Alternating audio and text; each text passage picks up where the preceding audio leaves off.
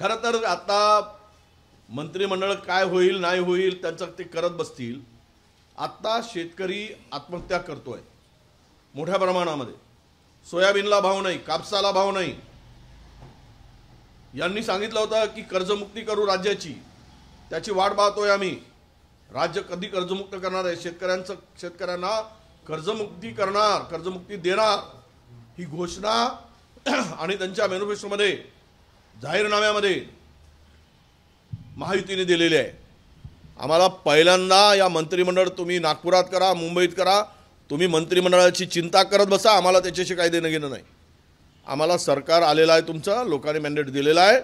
आता सोयाबीनला भाव कधी देताय, कापसाला भाव कधी देताय आणि शेतकऱ्यांची कर्जमुक्ती कधी करताय याचं उत्तर आम्हाला सरकारकडून पाहिजे आहे आणि ते त्याच्यावर आमचा सरकारकडे आमचा प्रश्न आहे। थंडीचे दिवस आहे, हिंगोलीमध्ये 43 ज्या महिला होत्या शस्त्रक्रियेनंतर त्यांना खाली जमिनीवर झोपवण्यात आलं।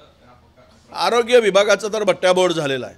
बोगस औषधी, बोगस खरेदी, भ्रष्टाचार। आता बघतो आम्ही किती स्वच्छ कारभार करतात ते। चोरांचा सुळसुळाट झालाय। तुम्ही किती पैसे खा, 100ची नोट खा, 500ची नोट खा, पण लोकांना जे मूलभूत गरजा आहेत ते तर द्या।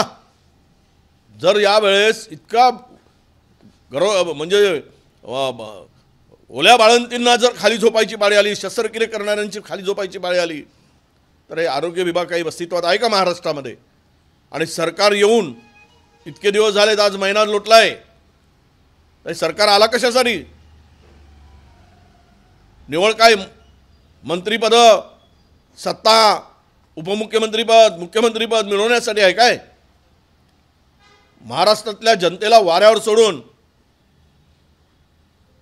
तुमचा काही होत नाही, तुम्ही आपसात बसून मार्ग काढत नाही आणि महाराष्ट्रातल्या जनतेला, शेतकऱ्याला न्याय देत नाही। त्यासाठी आमच्या अधिवेशनामध्ये हा फोकस असणार आहे।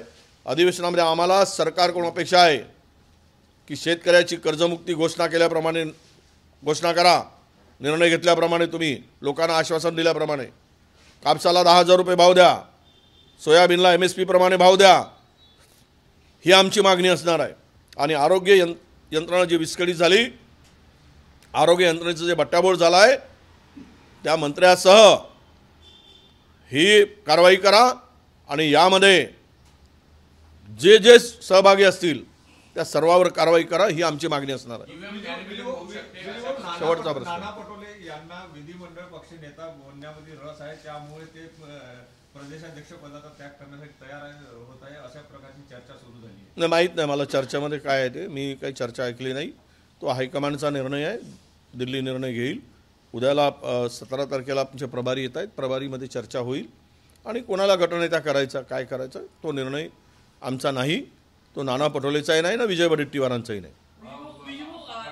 16 आमदार काँग्रेसचे आलेले आहेत, त्यामुळे पुन्हा पक्षाची उभारणी करण्यासाठी नव्या विचारांची किंवा नव्या पद्धतीने नियोजनाची गरज आहे असं वाटतंय? नाही, नव्या विचाराची नाही। पक्ष ठीक आहे, राजकारणात हार जीत हो सगळं होत असतं, परंतु मला तरी आत्ता असं वाटतं की हायकमांड या संदर्भात गांभीर्याने चर्चा करत आहे, त्यामुळंच प्रभारींना पाठवलं जात आहे, त्यावर चर्चा होईल।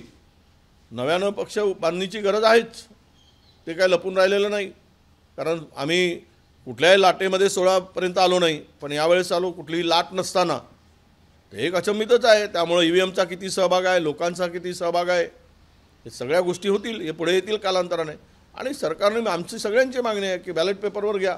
जग जर बॅलेट पेपरवर निवडणुका घेते तर भारतातील हे सरकार, मोदी सरकार का घाबरतं? यांनी करावं अशी आमची मागणी आहे। प्रकाश आंबेडकर ABP माझा, उघडा डोळे बघा नीट।